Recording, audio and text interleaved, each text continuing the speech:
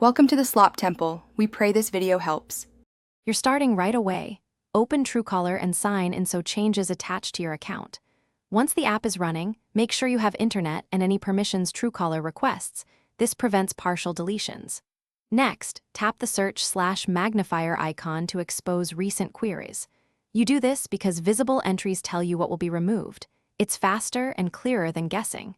Now that you see the list, move on to the settings where deletion controls live. Once done viewing searches, open the side menu, then Settings, and tap Privacy Center.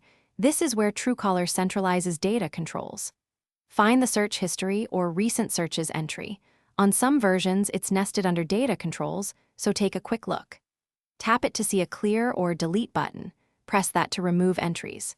You're doing this because app-level deletion wipes local cache and often flags server-side logs for cleanup, reducing future suggestions and improving privacy.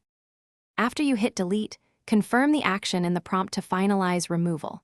Then close and restart Truecaller so the interface refreshes and shows that recent searches are gone. Make sure the search field is clean. If it still lists items, clear the app cache via your phone settings or log out and back in. This forces a fresh sync with Truecaller's servers. If problems continue, update the app, because older versions sometimes keep stale local history.